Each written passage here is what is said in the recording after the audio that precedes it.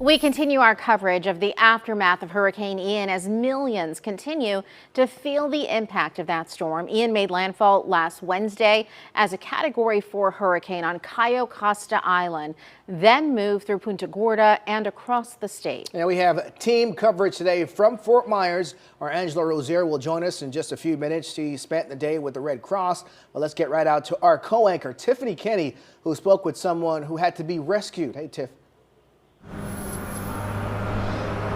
Shane and Felicia, we are here live in Fort Myers where the devastation is unimaginable. I mean, it looks like a scene out of a nightmare. Entire communities gone. People have lost everything. We're right outside the Sunnyland Mobile Home Park, which is right over the causeway from Fort Myers Beach. And you can see, I mean, this huge piece of metal twisted into that tree. All of these mobile homes, they're off their foundations.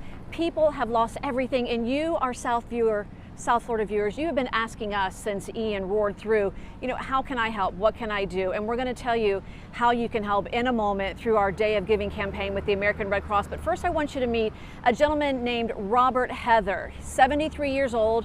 He rode the storm out in his home here, and this is what he just told us a few moments ago. The bed was floating out in here, so I got up on the bed, and you can see the marks on the ceiling. I see where I was using that handle right down there, and I started banging on the ceiling. But they were out watching the hurricane on the veranda, so they didn't hear me at first. So then after 20 minutes or so, I took a break and I waited, and then I started banging again and hollering, help me. And then the young kid, he come out, looked in the window, and then he just ran away. Came back in about 30 seconds with a big hammer, and they just said, cover your head, so I threw a blanket over my head, and they breaking out the window. And it is a harrowing story, and Robert told me he thought he was going to die that day. And WPBF 25 is partnering with the American Red Cross for a special day of giving all day today to help people like Robert. Our virtual phone bank is open right now to answer your calls to donate. Volunteers have been taking calls all day long, and the number to call is 866-499-4483. We also have all of this information on our website, WPBF.com. Even the smallest monetary donation can go a long way. And the Red Cross is now here on the ground along the Gulf Coast, trying to help as many people as they can. I want to bring in my colleague Angela Rozier, because Angela spent some time with American Red Cross volunteers earlier today. And Angela, how are they managing? There is such a great need. Oh my goodness, they are definitely set up. We met up them in Cape Coral. We met them there. There was thousands of them. They were getting ready to load up their vehicles and head out to the neighborhoods and help those folks here in Southwest Florida still impacted by Hurricane Ian. Now, again, we got a chance to meet them at the New Hope Church in Cape Coral.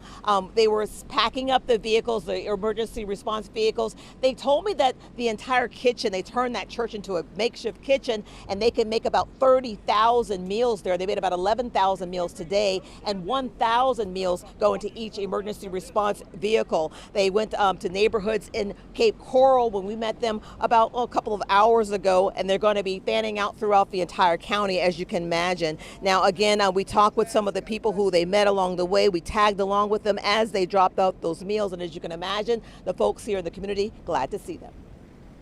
It's hard to express it in words, honestly. You guys are doing great. Everybody, the community's coming together, so it's the best feeling, honestly.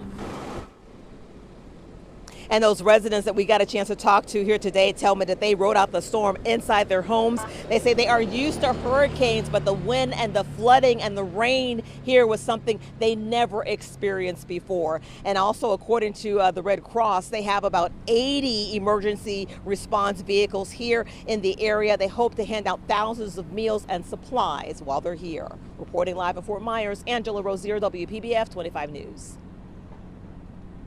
All right, Angela, thank you. And today, workers at a Jupiter restaurant are doing what they can to help the victims of Hurricane Ian. I want to show you some video of the Tavern restaurant. It's bringing pasta and pizza to families and to first responders. If you would like to help in the effort, you can make a donation at the restaurant, or you can contact the email on your screen. The restaurant is also donating 20% of the money from its pizza sales through October 9th to the Florida Disaster Fund. And Planet Fitness gyms are opening their doors for hurricane victims. Gym locations from all across Florida are joining in to help, including locations all across the local cities that you see here on your screen.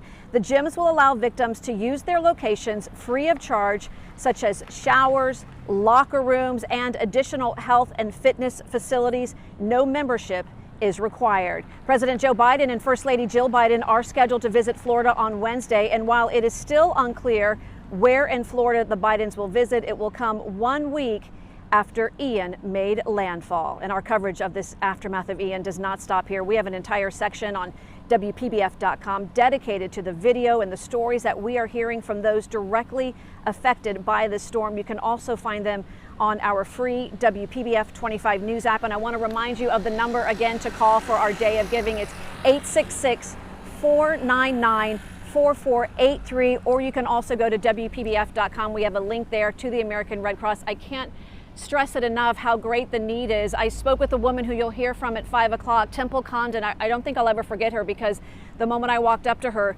she just started tearing up and said, "We have lost everything. We appreciate the food and the water, but we have nothing." And it just breaks your heart to hear story after story of these victims who their entire lives have been uprooted. So hopefully through our day of giving, through your generous donations at home, thank you so much for those of you who have already donated. Again, the number 866-499-4483. Shane and Felicia, back to you.